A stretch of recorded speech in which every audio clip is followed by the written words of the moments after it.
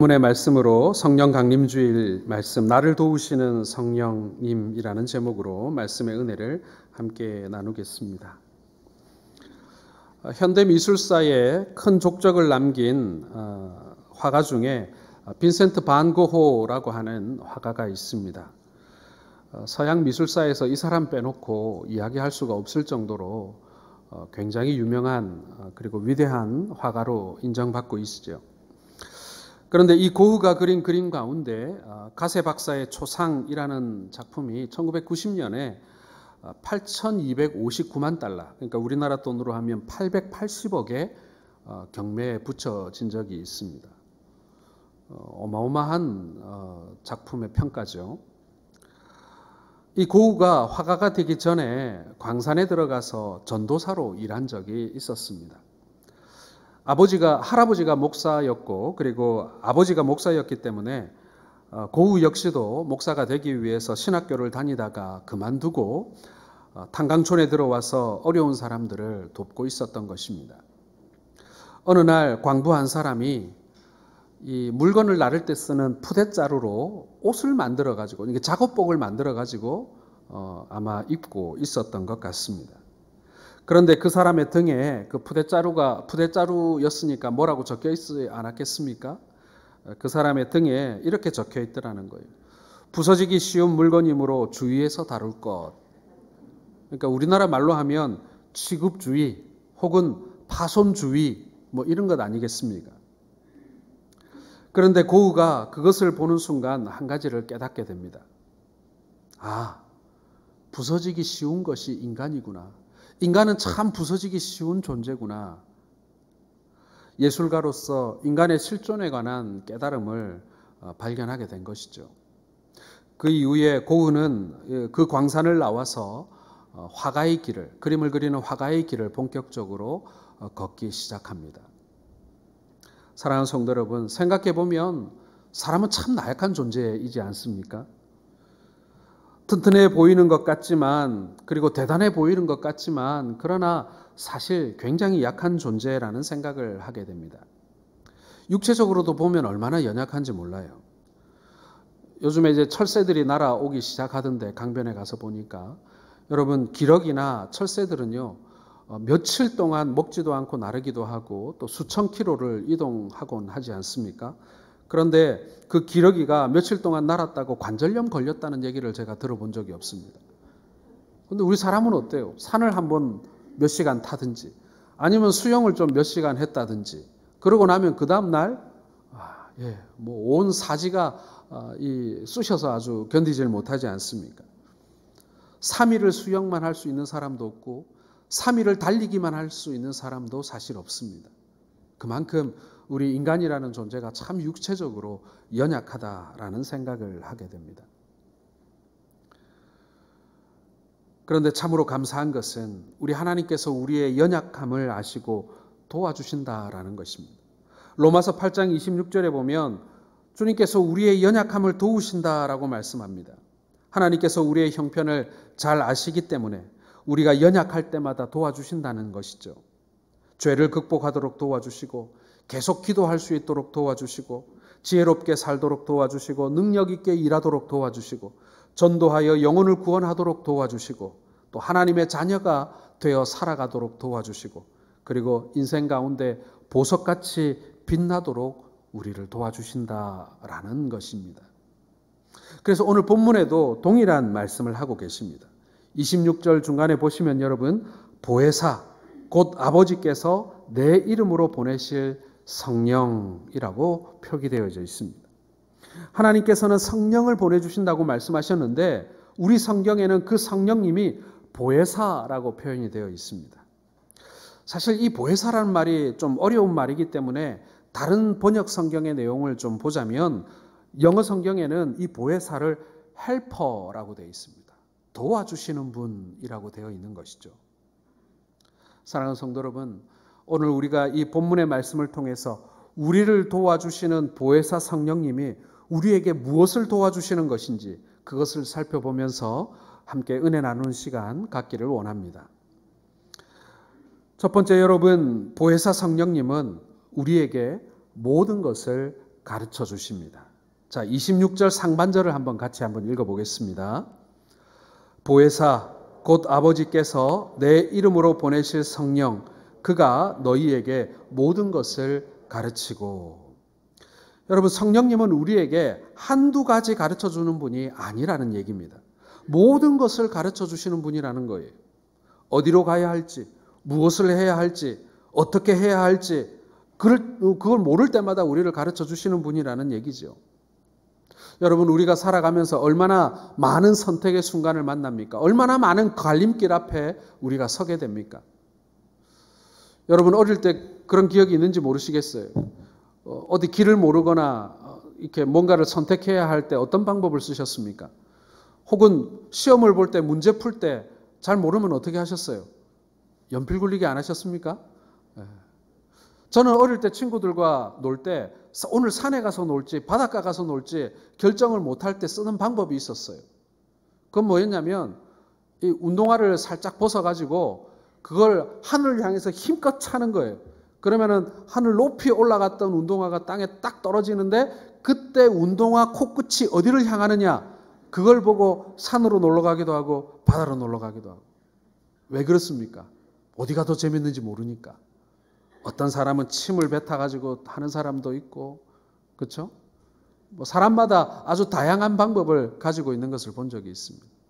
좀 중요한 문제, 예를 들어서 사업을 한다든가 이런 문제, 결혼을 한다든가 이런 문제에 있어서는 연필을 굴리거나 신발을 찰 수 없으니까 어떤 사람은 점바지를 찾아가기도 하고, 그렇죠? 그런 사람들이 우리 주변에 많이 있습니다. 요즘에 차를 탈 때 내비게이션이 없으면 내가 어디로 가야 하나 한참 고민하는 분들이 많이 계실 것입니다. 요즘에는 차에 내비게이션이 없는 차가 없죠. 심지어는 우리가 들고 다니는 스마트폰에도 내비게이션이 내장돼 있어가지고 우리가 어디 가고 싶을 때 길 못 찾으면 지도를 열어서 확인을 합니다. 이 스마트폰도 내비게이션에도 이 GPS라고 하는 기술이 들어있는데요. 인공위성이 우리의 위치를 다 알려주는 거예요. 참 인공위성 바빠요. 그렇죠? 모든 사람의 위치를 다 알려주니까 말이죠. 어디 가야 할지 모를 때 주소를 입력하거나 심지어는 전화번호만 딱 찍어도 우리가 가야 할 곳을 딱 길을 가르쳐 주는 것입니다. 제가 처음에 신학교를 졸업하고 서울에 있는 교회에 이렇게 섬기기 위해서 강도사가 되어서 부임을 했어요. 서울길 복잡합디다. 얼마나 복잡한지. 그런데 딱 부임하자마자 담임 목사님께서 리스트를 하나 주시는데 병원에 계신 이 환자들 명단을 저에게 딱 주면서 내일부터 신방을 하라는 거예요. 서울대병원, 세브란스병원, 목동병원 막 이런 게 있는데 어디가 어디인지 알아야죠. 차를 몰고 가야 하는데 그 전날 밤에 지도를 펴놓고 열심히 도상훈련을 한 다음에 그 다음 아침에 차를 몰고 나갑니다. 그런데 그게 지도가 머릿속에 다 입력이 된 것도 아닌데 참 찾기 어렵더라고요. 그러니 길을 못 찾고 막 길을 잃고 헤매는데 그때마다 한강 다리를 찾는 거예요. 한강 다리에 항상 큰 길이 연결되어 있거든요. 그러니까 강북 갔다 강남 왔다 한강 다리에 넘어갔다 넘어왔다 맨날 그것만 하고 있는 거예요. 길을 몰라가지고. 그러다가 한 2, 3년 다니니까 그때서야 이제 좀 길도 좀 익히고 지도만 대충 봐도 이제 어디쯤인지 알아서 길을 찾아가고 이제 그렇게 숙달이 되더라고요. 그때 마음속에 그런 생각이 드는 거예요. 나중에 후배들 오면 내가 길 가르쳐주면서 내가 큰 소리 한번 쳐야지 하고 이렇게 마음을 먹었는데 아니 세상에 지방에서 올라오는 후배들이 차에다가 내비게이션을 딱 달고 올라온 거예요. 그리고는 서울에 이사 온 지 다음 날부터 신방을 다니는 거예요. 얼마나 본전 생각이 나든지. 맞습니다, 여러분. 세상이 얼마나 복잡합니까? 길이 얼마나 많아요. 사람은 한 치 앞도 알아볼 수 없습니다. 살아가는 길도 방법도 여러 가지예요. 그래서 어떻게 결정해야 될지 모를 때가 너무나 많습니다. 그리고 결정했다고 하더라도 내가 지금 가는 길이 옳은 길인지 그른 길인지 지금이라도 돌아가야 하는 것인지 아니면 계속 가야 하는 것인지 정말 우리는 모르겠어요. 사랑하는 성도 여러분, 그러나 우리에게는 영적인 GPS인 보혜사 성령님이 계심을 믿으시길 바랍니다. 보혜사 성령님은요, 우리가 가야 할 분명할 길을 우리에게 가르쳐 주십니다. 세상 기술이 아무리 뛰어나도 우리가 금방 말씀드린 대로 이 내비게이션 GPS의 도움을 많이 받고 있어도요, 그 기술도 완전하지 않아요. 한 10년 전인가요? 미국 워싱턴주에 이제 눈이 많이 오던 날 한국인 일가족이 차를 타고 이렇게 산길을 가다가 길을 잃어버렸어요. 눈길에 막혀가지고. 그래서 전화도 안 되고 이러니까 아버지가 차를 세워둔 채로 사람들에게 도움을 청하기 위해서 이렇게 마을로 내려오다가 아버지는 그 눈길에서 실종되어 죽고 가족들만 이렇게 구조되는 장면이 CNN TV에 실시간으로 이렇게 그 구조 장면이 중계된 적이 있습니다. 그 가족들은 GPS, 내비게이션만 보고 따라간 거예요. 그런데도 그렇게 위험을 벗어날 수 없었던 거예요. 세상 기술이 그런 거고 사람이 하는 일이 그렇습니다. 그러나 우리의 헬퍼 대신 성령님이 하는 일은 틀림이 없다는 거예요. 성령님은 우리에게 모든 것을 가르쳐 주시는 분이십니다. 가장 안전하고 합리적인 길, 합당한 길을 우리에게 가르쳐 주시는 것입니다. 자, 그렇다면 여러분, 주님은 우리에게 구체적으로 어떻게 우리의 길을 가르쳐 주시는 것일까요? 오늘 25절 보시면요. 내가 아직 너희와 함께 있어서 이 말을 너희에게 하였거니와. 예수님이 보혜사 성령님을 보내주셔서 우리에게 모든 것을 가르쳐 주신다고 했는데 이 말씀은요, 앞절의 말씀과 연결되어 있는 것입니다. 다시 말해서 25절에 내가 너희에게 한 말을 가르쳐 주시고 생각나게 하시겠다라는 말씀인 것입니다. 예수님이 하신 말씀이 뭐예요?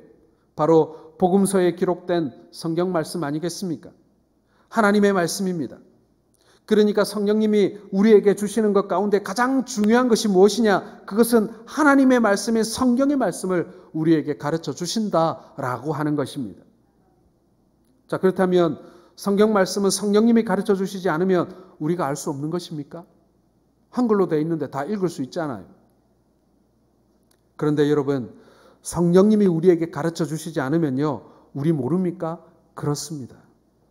우리가 성경을 읽으면 다 알 것 같지만요, 우리가 읽을 때 성령님이 우리 속에서 가르쳐 주시지 않으면요, 우리가 전혀 알 수가 없는 것이 성경 말씀이다라는 것입니다. 어느 날 밤 니고데모라고 하는 유대인이 예수님을 찾아왔습니다. 이 니고데모는 유대인의 관원이었고 바리새인이었고 율법을 가르치는 선생이었습니다. 지금으로 말하면 신학교 교수님이에요. 그런 니고데모가 예수님께 찾아와서 영생에 대해서 묻습니다. 선생님, 어떻게 하여 영생을 얻겠습니까? 그때 예수님이 영생에 관하여 자세히 가르쳐 주십니다. 사람이 거듭나지 아니하면 아버지께로 갈 사가 없느니라. 그럼에도 불구하고 이 니고데모는요, 그걸 깨닫지 못하는 거예요. 아니 선생님, 어떻게 이 어른된 사람이 다시 어머니의 뱃속에 들어갈 수 있다는 말입니까? 난 도저히 이해가 안 됩니다. 그게 말이 됩니까? 이렇게 되물은 것이죠. 그때 예수님께서 요한복음 3장 10절에 이렇게 말씀하십니다. 너는 이스라엘의 선생으로서 이러한 것을 알지 못하느냐? 물과 성령으로 거듭나지 아니하면 아버지께로 가지 못한다고 했는데 너는 진짜 이 말도 깨닫지 못하느냐? 너는 이스라엘의 선생이 아니냐? 신학자가 아니냐? 모세오경을 줄줄 꿰고 있지 않느냐? 그런데 이것을 깨닫지 못하느냐? 그럴 수 있다는 거예요. 왜? 성령이 그 안에서 가르쳐 주시지 않으면. 니고데모는 이스라엘의 선생이었습니다. 그만큼 성경을 아는 사람 흔치 않았어요. 그런데 그가 성경을 안 읽었겠습니까? 누구보다도 성경을 많이 읽었습니다. 그러나 읽는다고 다 깨달아지는 게 아니에요. 성령께서 우리 안에서 가르쳐 주시지 않으면 그걸 알 길이 없다는 것입니다. 사랑하는 성도 여러분, 여러분은 누구에게 말씀을 배우고 있습니까? 혹시 성경의 말씀을 이 머리로만, 지식으로만 쌓아두고 계시지는 않습니까? 성령께 도움을 받아야 합니다. 성령께 가르침을 받아야 합니다. 그렇지 않으면요, 이 말씀의 진짜를 찾을 수가 없어요. 여러분, 하나님의 말씀은 다 열려 있습니다. 초등학생도요, 날마다 큐티하는, 날마다 성경 읽는 연습을 시키면요, 사실 저만큼 그 말씀을 이해할 수 있어요. 그런데 중요한 것은 무엇입니까? 성령께서 오늘 나에게 말씀하시는 것을 우리가 붙잡을 수 있느냐는 거예요. 성경을 통해서 하나님의 음성을 들으려는 성도들도 성령을 의지하지 않고 성경을 읽으면요, 검은 것은 글씨요 흰 것은 종이일 뿐이에요. 은혜를 경험할 수 없는 것입니다. 그런데 보혜사 성령님을 의지하고 성경을 읽게 될 때, 그렇게 설교를 들을 때, 그때 생각지도 않은 영적인 가르침에 우리는 무릎을 치게 되고 기뻐하게 되는 것입니다. 그러므로 여러분 말씀을 들을 때, 성경을 읽을 때 여러분을 가르치시는 보혜사 성령님을 먼저 의지하실 수 있기를 바랍니다. 설교를 들을 때, 예배를 드릴 때, 성경을 읽을 때 성령님, 오늘도 제가 말씀 앞에 섰습니다. 저에게 가르쳐 주세요. 저에게 말씀해 주세요. 이 말씀에 담긴 진정한 의미를, 그리고 오늘 저에게 말씀하시는 바를, 그 영적인 원리를 제가 깨닫게 해주세요. 여러분, 이렇게 성령님께 요청해야 하는 것입니다. 은혜를 달라고 기도하셔야 돼요. 그렇다면 보혜사 성령님께서 우리를 도와주실 줄로 믿으시길 바랍니다. 뿐만 아니라 보혜사 성령님은 우리에게 모든 것을 생각나게 해 주십니다. 자, 26절 하반절에 너희에게 말한 모든 것을 생각나게 하시리라 라는 말씀이 있습니다. 보혜사 성령님은 우리에게 가르쳐 주실 뿐만 아니라 이 말씀이 필요한 그때에 생각나게 해주시는 분이다라는 것이죠. 우리는 보혜사 성령님이 가르쳐 주시는 것에 대해서 우리가 이야기 나눴습니다마는, 성령님의 가르치심에는 우리가 하나님의 말씀을 읽는 것을 전제로 하고 있습니다. 성경을 읽으면 우리가 깨닫지 못하는 것을 가르쳐 주신다는 것이에요. 그렇다면 생각나게 하시는 성령님은 무엇을 전제로 하고 있는 것입니까? 다른 것이 아니라 여러분, 바로 기도인 것입니다. 우리가 기도하면서 성령님이 모든 것을 생각나게 해주시는 거예요. 그것이 기도의 힘이고 우리에게는 그것이 반드시 필요하다라는 것입니다. 지난 2월 달에 코로나가 이렇게 확산된 이후로 우리가 새벽기도 드리지 못하고 주일 예배 우리가 회집하지 못하면서 제가 새벽 묵상이라고 하는 이 음성 파일을 여러분들에게 이렇게 전달해 드렸습니다. 석 달하고도 조금 더 했었던 것 같은데, 그러니까 지난 토요일까지 제가 했더랬습니다. 처음부터 계획했던 것은 아니고 새벽기도 못 모이니까 집에 계신 성도들이 얼마나, 우리 교우들이 얼마나 마음이 불안하고 걱정될까 싶어서 뭐라도 해야 되겠다 싶어가지고 스마트폰에 녹음을 해가지고 이렇게 카톡으로 여러분들에게 보내드렸던 것입니다. 그렇게 오래 할 줄은 몰랐어요. 10분밖에 안 되는 짧은 내용이었지만 그것으로 우리가 함께 큐티를 하고 우리가 함께 말씀으로 위로받았던 그런 시간이 얼마나 감사했는지 모르겠습니다. 그런데 여러분, 거기에 머물러서는 안 되는 거예요. 우리가 말씀을 깨닫고 묵상했습니다. 직장을 갈 때도 뭐 차에서도 듣고 집에서도 듣고 또 아침에 못 들으면 저녁에 듣고, 그런데 문제는 거기서 더 나아가 우리가 기도하는 자리까지 갈 수 있어야 한다는 것입니다. 자, 오늘 분량의 말씀은 내가 다 들었으니 이제 끝. 나는 할 거 했다. 그렇게 넘어가서는 안 되는 거예요. 깨달은 말씀 앞에 우리가 기도로 이어져야 되는 거예요. 나 이제 이걸 가지고 묵상했으니 이제 새벽기도 간 거나 진배 없다. 이래서는 안 된다는 거예요.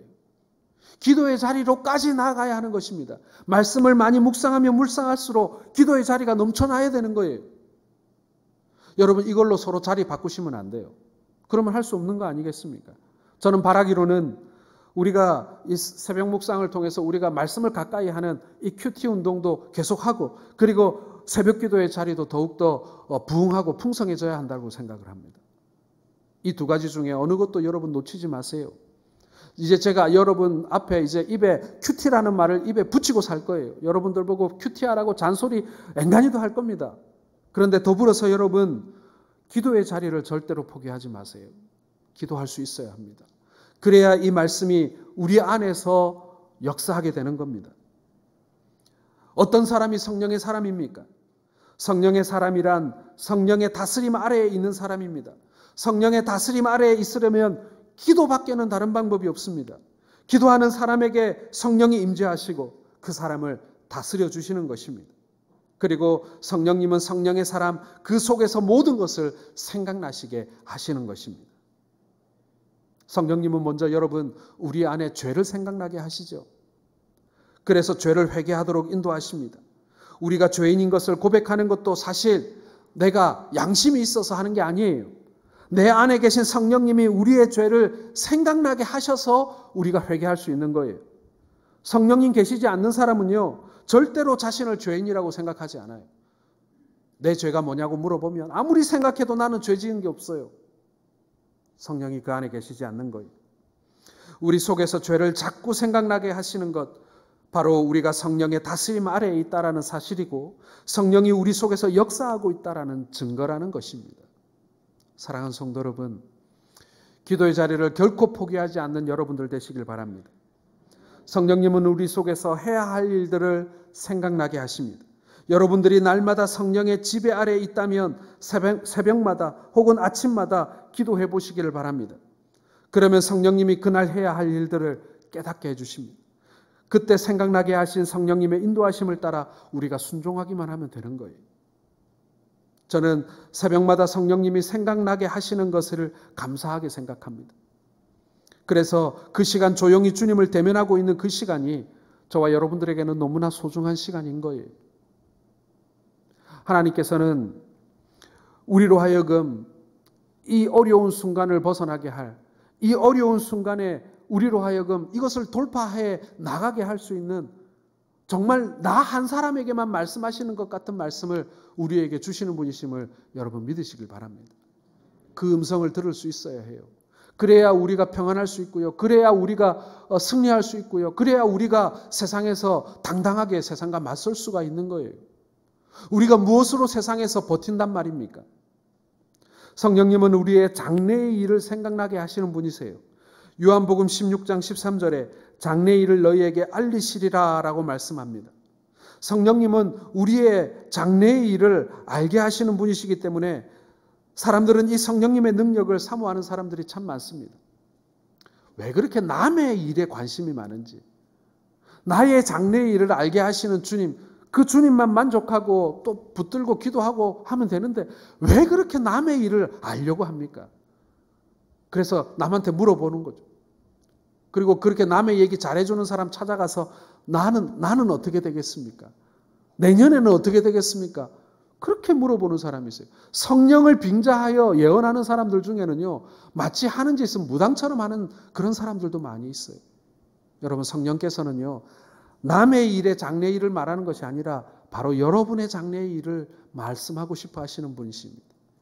여러분이 은밀한 가운데 기도할 때 하나님께서는 여러분들의 장래의 일에 대하여 조언하실 것입니다. 알게 하실 것입니다. 지혜를 주실 것입니다. 적합한 말씀을 떠오르게 하실 것입니다. 보혜사 성령님은 우리 속에서 생각나게 하시는 분이십니다. 기도하는 가운데 그것이 내 생각인지 성령님의 생각인지 먼저 구별하는 능력을 우리에게 주시고요. 그리고 성령님이 내 속에서 생각나게 하시는 것이 분명하다면 우리에게 순종의 자리까지 나아갈 수 있도록 우리를 인도해 주시는 분이십니다. 이것을 잘하는 사람이 바로 성령의 사람이요, 성령의 다스림을 받는 사람인 것입니다. 여러분 모두가 성령 충만할 수 있기를 주의 이름으로 축원합니다. 마지막 세 번째로 여러분, 보혜사 성령님은요, 우리에게 참 평안을 주시는 분이십니다. 자, 27절의 말씀을 한번 같이 읽겠습니다. 시작.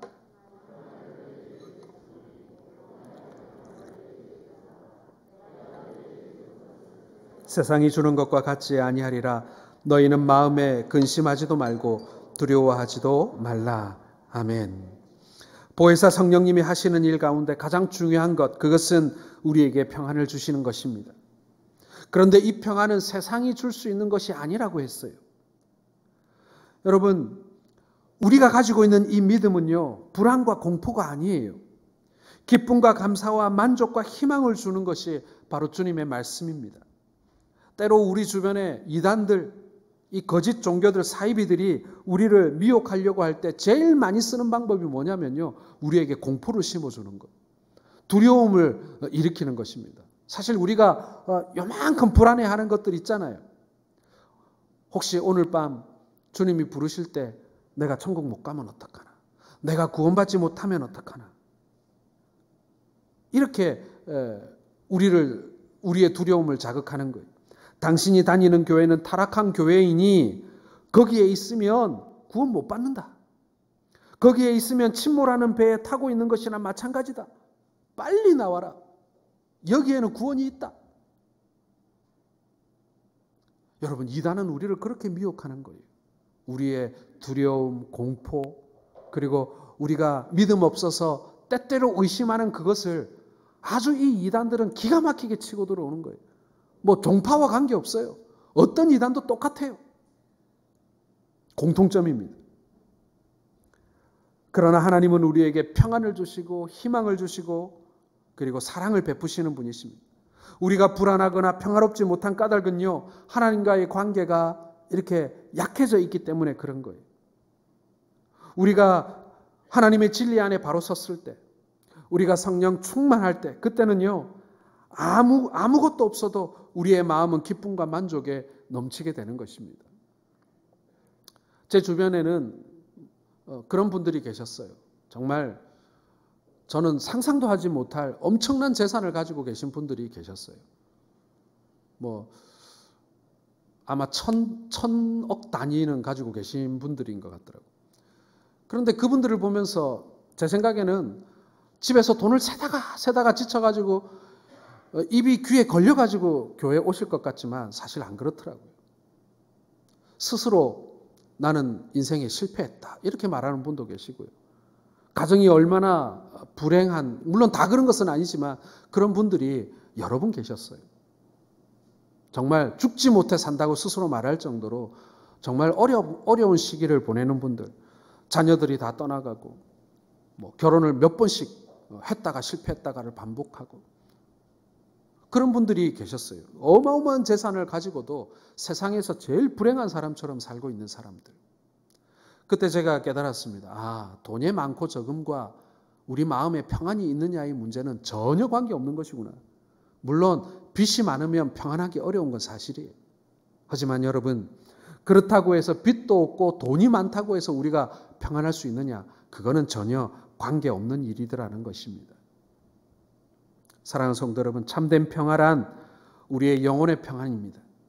돈이 있어서 환경이 좋아서 권세가 있어서 평안한 것, 여러분 얼마 있지 않으면 다 무너져 버립니다. 마음의 평안이 없으면 환경의 평안이 사라지고 맙니다. 자, 그렇다면 여러분, 이 영혼의 평안은 우리가 어떻게 얻는 것이겠습니까? 마음의 평안이 있으라고 하면 마음의 평안이 저절로 생기는 것입니까?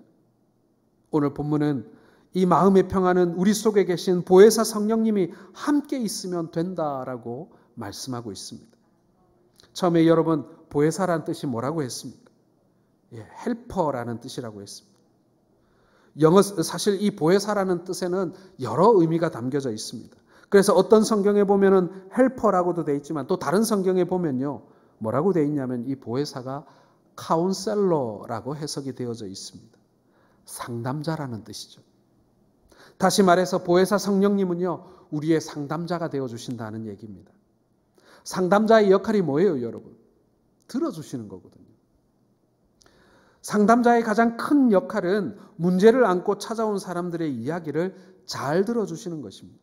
무슨 문제를 해결해 주는 것이 아니고 그 해결해 주시기 이전에 먼저 문제를 들어주시는 분이라는. 사실 여러분, 우리가 가지고 있는 많은 문제들은요, 답을 내가 이미 다 가지고 있어요. 그런데 내가 결정하지 못하는 거예요. 결단하지 못하는 그런 경우들이 많잖아요. 이 길이라고는 알고 있는데 이 길을 가려니까 불안한 거예요. 그러니까 항상 머뭇거리고 내 마음에 평안이 없는 것인데 성령님께서는 내 말을 들어주신다. 그런데 성령께서 내 말을 들어주시는 그 순간 내 마음에 평안이 찾아오고 결단할 수 있게 되고 확신을 갖게 된다는 것입니다. 그래서 성령님은 나의 카운셀러가 되어주신다는 얘기예요. 성령님이 우리 속에 상담자로 계신 것만으로 우리는 평안함을 누리게 되는 것입니다. 저는 간혹 성도들을 이렇게 상담할 때가 있습니다. 한 번 하는 게 아니라 길게 할 때가 있습니다. 매주 한 번씩 1시간 혹은 2시간, 길면은 하루 한 번에 한 3시간씩 이렇게 상담을 하는데 뭐 제가 그때 많은 얘기를 해주는 게 아니에요. 많이 들어주죠. 그런데 놀라운 것은 뭐냐면요, 한 번 만날 때보다 2번, 2번 만날 때 3번, 만나면 만날수록 그 사람의 얼굴이 밝아지고 심지어는 옷차림도 밝아지는 것을 경험할 수 있어요. 처음에는 환자같이 와요. 그런데 2번 만나고 3번 만나고 4번 만나면요, 그 사람의 옷차림, 표정 다 바뀌어요. 제가 뭘 해준 게 없는데 그냥 들어만 주는데. 맞습니다, 여러분. 성령께서 우리 안에 계셔서 우리의 음성을 들어주시고 우리의 하소연을 들어주시고 우리의 눈물을 들어주시고 우리의 이 신음소리를 들어주심, 그것을 들어주시는 분이 계시다는 그 사실만으로도 여러분, 우리는 하나님의 평안 가운데로 들어가고 있는 거예요. 성령께서 우리를 만져주시고 우리를 감싸 안아주시고, 그래, 나한테 다 얘기해. 나한테 다 얘기해봐. 내가 다 들어줄게. 그리고 우리 함께 고민해보자. 우리가 함께 기도해보자. 여러분, 다른 데 찾아가지 마시고 다른 사람 찾지 마시고 우리에게 지금도 귀 열어주고 계신 성령님께 먼저 말씀하실 수 있게 되기를 바랍니다. 세상은 여러분 언제든지 폭풍이 일어나는 곳입니다. 지금 코로나19라고 하는 폭풍이 지금 지나가고 있는데요. 이게 끝일까요? 아니겠죠. 또 다른 폭풍이 기다리고 있겠죠. 우리의 개인적인 인생사도 마찬가지입니다.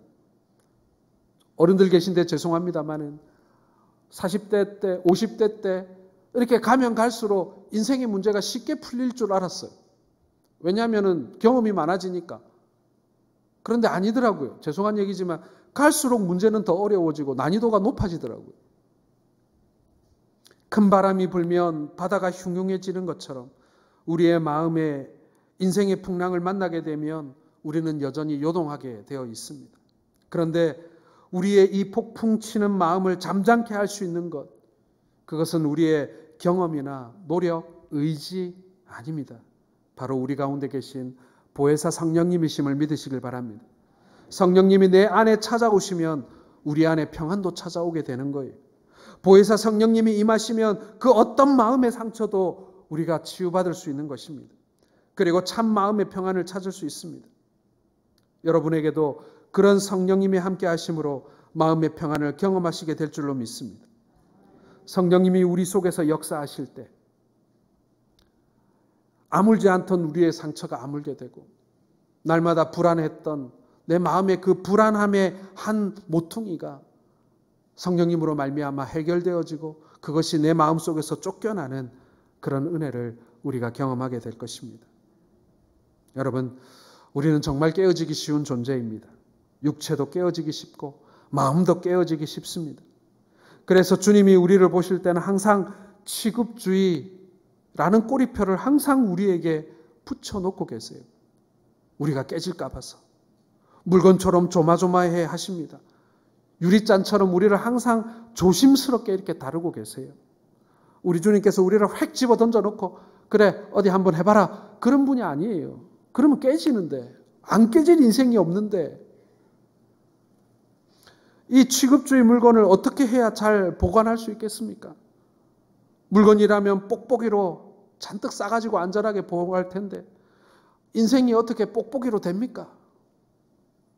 우리 주님께서 헬퍼가 되어주시고 카운셀러가 되어주셔서 우리를 보호하고 계시고 우리를 감싸 안고 계심을 믿으시길 바랍니다. 성령께서 오신 이유는 바로 그것입니다. 연약하고 불완전하고 이미 깨어져 버린 죄로 말미암아 복구 불가능한 우리를 다시 회복시키시고 다시 온전케 하시고, 그리고 우리를 주님 배움는 그날까지 안전하게 보호하시기 위해서, 우리의 인생 뽁뽁이가 되어주시기 위해서 오늘 우리에게 찾아와 주셨고 또한 우리와 함께 계심을 믿으시길 바랍니다. 오늘 말씀을 듣는 여러분에게 보혜사 성령님이 함께 하셔서 이 세상에서 날마다 승리하며 참 평안한 삶을 살게 될 수 있기를 주님의 이름으로 축원합니다.